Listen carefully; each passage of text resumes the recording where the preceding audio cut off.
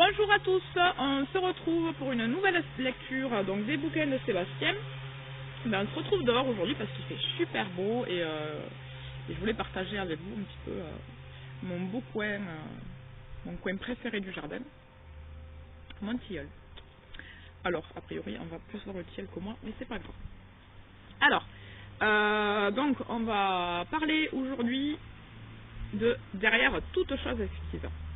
Alors, on va resituer rapidement l'histoire. Donc, dans ce bouquin, on va parler de Jonas, qui est un photographe en série, puisqu'il multiplie les modèles, comme on multiplierait les conquêtes ou les victimes. Et donc, il suit un schéma bien précis en prenant constamment le même type de femme. Donc, Jonas multiplie ses modèles comme il multiplierait soit ses conquêtes, soit ses victimes, jusqu'au jour où il va tomber sur un modèle qui va lui résister. Alors, je n'ai toujours pas eu le temps, malheureusement, de finir ce bouquin, j'espère le finir bientôt. Néanmoins, j'en ai discuté avec Magali, donc du blog lecturefamiliale.wordpress.com, qui, elle, l'a fini, qui, donc, va, a priori, bientôt le chroniquer. Et qui elle pense qu'il faut carrément une deuxième lecture pour bien comprendre ce bouquin, pour bien saisir tout ce que sa lecture implique. Alors la semaine dernière, donc on avait parlé de la rencontre de Jonas avec ce modèle mystérieux qui lisait, rappelez-vous, Oscar Wilde dans le train. Aujourd'hui, on va parler de leur première séparation. Donc voilà, malheureusement, je n'en suis qu'au tout début du bouquin. Je referme avant qu'elle ait atteint l'ascenseur. Je crois que je viens de toucher le fond du ridicule. Et elle était si fière, si belle, plus belle encore dans l'adieu que dans le coup de foudre d'hier. Je reste un moment, la main posée sur la porte. Je ne sais pas ce que j'attends.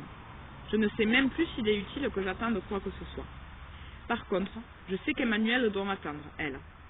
Mais je ne peux pas sortir maintenant. J'en ressens l'incapacité, autant physique que mentale.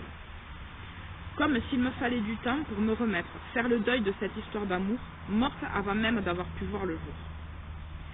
J'attrape mon courrier et le journal sur la console de l'entrée, et je passe au salon. Évidemment, mes pas me mènent devant la fenêtre. J'abandonne sur l'étagère, près de la chaîne, le tas de papier que je tiens, et je prends une cigarette. Alors, au travers de la fumée, je regarde ma brune lectrice s'éloigner. Que puis-je faire d'autre? Lui courir après? La rattraper par le bras? La serrer contre moi? Lui crier mon amour? Et je ne sais quelle autre folie que l'on voit dans les films?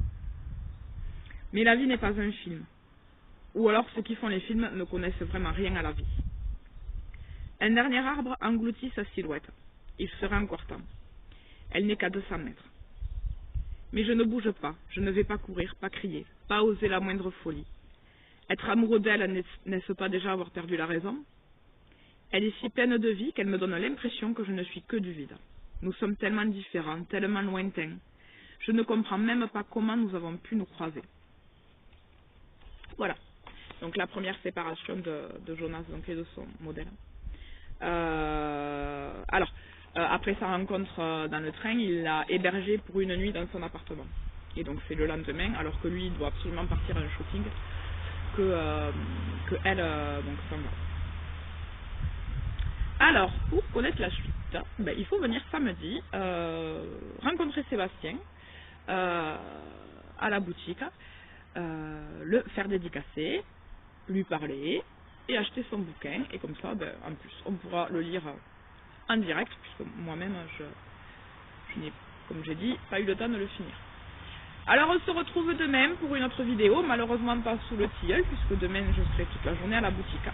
Et je me dépêche d'ailleurs d'y aller, parce que je vais être en retard. À demain!